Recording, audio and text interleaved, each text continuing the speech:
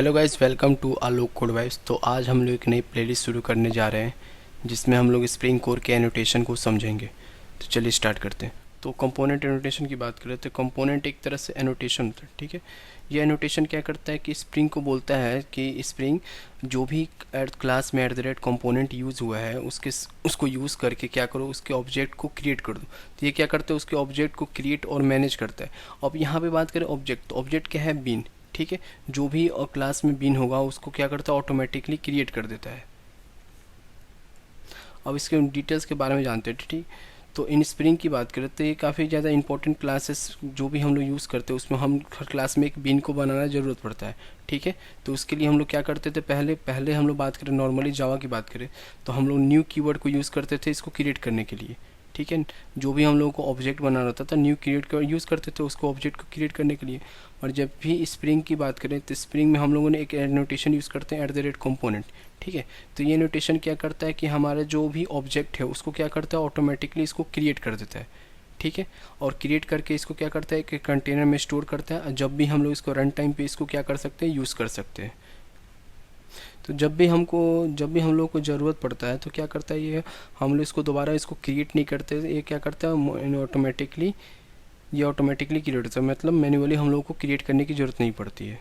अब एग्जांपल की बात करें तो एग्जांपल हम लोग देखते हैं, एक कंपोनेंट देखते हैं, ठीक है। तो एक हम लोग डॉग देखते हैं, ठीक है। डॉग क्लास बना हुआ है डॉग, ठीक है। अब इसका एक मेथड है बार्क, ठीक है। अब यहाँ पे नोटिस करने वाला बात है कि यहाँ पे एक @component एनोटेशन यूज़ किया हुआ है, ठीक है। तो इसका यूज़ कैसे है, अब नॉर्मली हम लोगों को इसको जो भी यहाँ पे बना हुआ है डॉग है उसको कॉल करना होगा। तो क्या करेंगे हम लोग, यहाँ पे इसका ऑब्जेक्ट बनाएंगे, ठीक है। जैसे हम लोगों ने यहाँ न्यू और इसके कीवर्ड यूज़ करके ये क्या बनाया, ऑब्जेक्ट बनाया, जो कि गलत है, ठीक है। ये क्या है, रॉन्ग है। इसको हम लोग ऐसे क्रिएट कर ही नहीं सकते, क्यों, क्योंकि हम लोगों ने क्या किया है कि @component एनोटेशन को यूज़ किया है, ठीक है।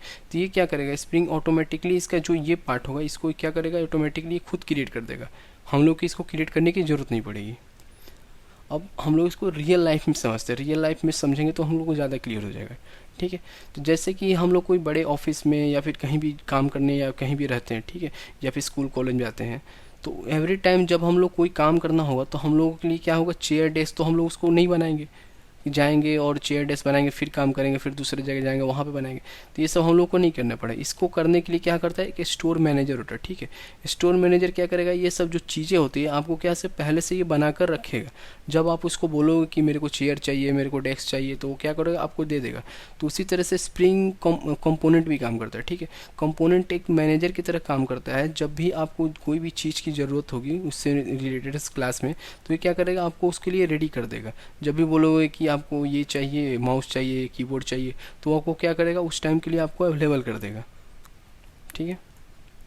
अब यहाँ पे एक इम्पोर्टेंट सवाल आता है कि हम लोग कंपोनेंट को कहाँ कहाँ स्प्रिंग में यूज़ कर सकते हैं।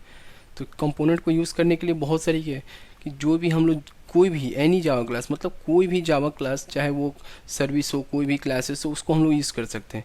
क्यों, कैसे यूज़ करेंगे, जब जिस भी क्लास में हम लोग @component नोटेशन लगा देंगे या प्रोजेक्ट में, तो वो किसके तरह काम करने लगेगा, वो कंपोनेंट बन जाएगा, उस क्लास का कंपोनेंट हो जाएगा। तो क्या करेगा, ऑटोमेटिकली जो भी उस क्लास के अंदर होगा, जो भी चीज़ होगी, उसको क्या करेगा, कंपोनेंट को स्कैन कर लेगा और रजिस्टर कर लेगा एज ए बीन में, मतलब उसका एक ऑब्जेक्ट बना देगा और उसको हम लोग कहीं भी यूज़ कर सकते हैं।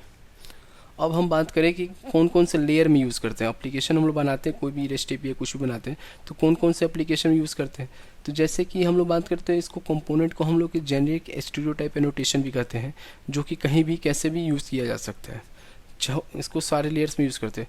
अब लेयर्स की बात करें तो स्प्रिंग एप्लीकेशन में लेयर्स की बात करें तो पहला लेयर तो सर्विस लेयर, ठीक है।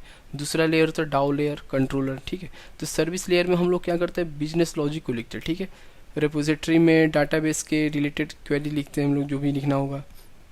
कंट्रोलर क्लास में हम लोग क्या करते हैं, हैंडल करते हैं, जो भी हम लोग को यूज़र को रिक्वेस्ट आता है या रिक्वेस्ट भेजते हैं तो उसको हम लोग हैंडल करते हैं।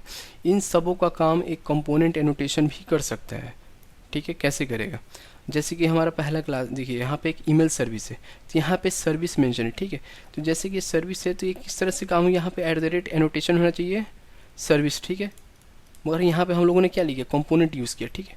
तो ये क्या करेगा, जो भी इसके अंदर मेथड जो भी इसके अंदर क्रिएट किया होगा ना, उसको स्कैन करके एक ऑब्जेक्ट बना देगा उसका, और उसको कैसे सर्विस की तरह यूज़ कर सकते हैं, ठीक है।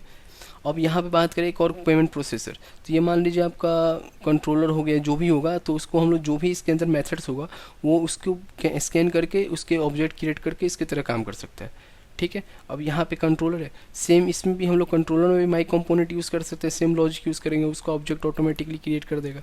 अब यहाँ पे कंपोनेंट डाउ हो गया, ठीक है, तो डाउ में भी सेम चीज़ को प्रोसेस कर सकता है, ठीक है। तो ये कंपोनेंट में इतना रन रहते हैं। अगर आपको वीडियो अच्छा लगा तो please like share and subscribe करें लोग कोड वाइब्स को। Thank you for watching.